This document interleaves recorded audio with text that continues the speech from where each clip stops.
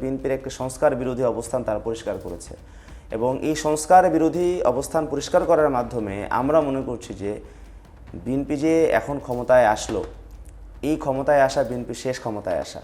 BNP আর কখনো এই ধরনের ইঞ্জিনিয়ারিং করে ক্ষমতায় আসবে সেই স্বপ্ন বিএনপি আর কখনোই দেখতে পারবে। দেখুন, আজকে বিএনপি তার যে বক্তব্য দিয়েছে, যে অবস্থান তারা ব্যক্ত করেছে, এটি আসলে জাতির জন্য একটু অশনি সংকেত। কারণ আমরা কিন্তু গণভোটের জন্য আমরা যখন বলেছি তখন কিন্তু বিএনপি গণভোটের বিরুদ্ধে অবস্থান নিয়েছে। তারা বলেছে যে সংস্কার প্রক্রিয়া আলাপ আলোচনা হয়েছে, ঐক্যমত হয়েছে, সেগুলো পরবর্তী ইলেকশন পরবর্তী যে সরকার, সেই সরকার তারা বাস্তবায়ন করবে, এটার জন্য কোনো গণভোটের প্রয়োজন নেই। আমরা কিন্তু গণভোটের জন্য কিন্তু আন্দোলন করেছি, দাবি তুলেছি এবং গণভোটের আয়োজন করা হলো তখন কিন্তু আমরা সংস্কারের পক্ষে হ্যায়ের পক্ষে অবস্থান নিলাম। বিএনপি কিন্তু তখন হ্যায়ের পক্ষে অবস্থান নেয়নি। বিএনপি তখন ন্যায়ের পক্ষে কিন্তু তারা প্রচারণা করেছে স্থানীয় পর্যায়ে।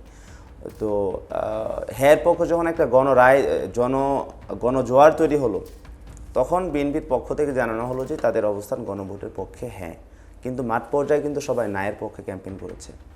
এবং বিএনপির আজকের যে অবস্থান, যে আমাদের জুলাই সনদ বাস্তবায়ন আদেশ অনুযায়ী কিন্তু আজকে সংবিধান সংস্কার পরিষদের সদস্য হিসেবে প্রতিটি এমপির আজকে শপথ নেওয়ার কথা, কিন্তু বিএনপির 212 জন এমপি কিন্তু তারা আজকে সেই শপথটি নেয়নি। এবং এই শপথ না নেওয়ার মাধ্যমে বিএনপি বাংলাদেশের যে জনরায়, সেই জনরায়কে তারা প্রত্যাখ্যান করেছে। দ্বিতীয় বিষয় হলো যে বিএনপি এই যে সংস্কার প্রস্তাবনা এবং সংস্কারের পক্ষে যে অবস্থান, সেই পক্ষে অবস্থান যে তাদের নেই, এই বিষয়টি তারা পরিষ্কার করেছে। অর্থাৎ বিএনপির একটি সংস্কার বিরোধী অবস্থান তারা পরিষ্কার করেছে এবং এই সংস্কার বিরোধী অবস্থান পরিষ্কার করার মাধ্যমে আমরা মনে করছি যে বিএনপি যে এখন ক্ষমতায় আসলো, এই ক্ষমতায় আসা বিএনপি শেষ ক্ষমতায় আসা। বিএনপি আর কখনো এই ধরনের ইঞ্জিনিয়ারিং করে ক্ষমতায় আসবে সেই স্বপ্ন বিএনপি আর কখনোই দেখতে পারবে না। কারণ বিএনপির যে মুখোশ, বিএনপির যে সংস্কারের পক্ষের আড়ালে যে সংস্কারের বিরোধী অবস্থান, সেই মুখোশ কিন্তু জনগণের সামনে উন্মোচিত হয়েছে এবং সেই মুখোশ যখন উন্মোচিত হয়েছে, জনগণ বুঝে গিয়েছে যে আসলে তারা যে বিএনপিকে তারা কিছুটা হলেও যে বিশ্বাস করত, সে অবস্থান থেকে তাদের সরে আসতে হবে।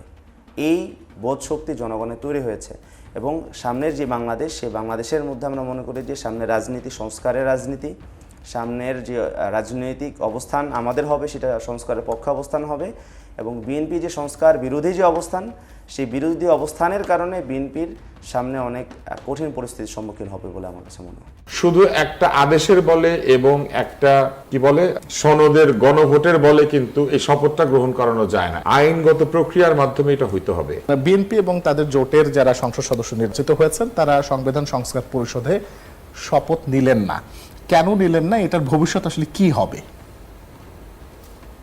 ভবিষ্যৎ নিয়ে আমি অত চিন্তিত না। শপথ নেন নাই, তারা তো কারণ ব্যাখ্যা করেছেন কেন নেন নাই, তো তারা বলেছেন, তাই না? কিন্তু তাদের কারণটা আপনার কাছে কতটুকু যৌক্তিক মনে হয়? আপনি বলেন, আপনার কাছে কি যৌক্তিক মনে হয় নাই? আমার কাছে মনে হয়েছে তাদের কারণ যৌক্তিক। কিন্তু আমরা কিছুক্ষণ আগে স্যার তুষারের কথা শুনলাম, তারা যেটা বলছে যে সেটি হচ্ছে যে নতুন সরকারের শুরুটাই একটা শপথ ভঙ্গ দিয়ে আসলে না। আসেন তাহলে আমি ব্যাখ্যা করি। জাতীয়তাবাদী দল দুইটি শপথের মধ্যে একটি নিয়েছে। সেটি কি? সেটি হচ্ছে জাতীয় সংসদের সদস্য হিসেবে, এবং সালাউদ্দিন সাহেব ব্যাখ্যা করেছেন যে কেন তারা নেন নাই। এটা একটা আইনি জটিলতা, এটা বারবার ব্যাখ্যা করতে হচ্ছে। এটা আসলে একটা অস্বস্তিকর বিষয়। প্রথমত, বিএনপি বলেছিল নির্বাচনের আগেই যে তাদের যেসব বিষয়ে নোট অফ ডিসেন্ট আছে সেই বিষয়গুলি গণভোটে যাওয়ার কথা ছিল না। তাদের শুধু না, যে কোনো দলেরই নোট অফ ডিসেন্ট সম্বলিত পয়েন্টগুলি গণভোটে যাওয়ার কথা ছিল না। কিন্তু যে অবস্থায় এই সনদ স্বাক্ষরিত হয়েছিল, সেই অবস্থায় বলা ছিল যে ওইভাবেই এটা থাকবে, কিন্তু তারা সেটা করেন নাই। তারা যেটা করেছেন, পরে সেইখান থেকে প্রশ্ন আলাদা করে কিছু গণভোটে পাঠিয়ে দিয়েছেন আর কিছু দলের কাছে রেখে দিয়েছেন। বিএনপি ম্যানিফেস্টোর মধ্যে পরিষ্কার লিখে দিয়েছিল যে তারা তাদের 31 দফা সংস্কার সেইখানে তারা প্রায়োরিটাইজ করবে, এবং তারা বলে দিয়েছিল যে তারা কিভাবে সংবিধানের সংস্কার আনতে চায়। জনগণ তাদেরকে 2/3 মেজরিটি দিয়েছে তাদের ম্যানিফেস্টো দেখে, জুলাই সনদ পড়ে না। ফলে তারা তাদের ভোটারদেরকে যা কথা দিয়েছেন, সেই ভোটাররা তাদের পক্ষে রায় দিয়েছেন।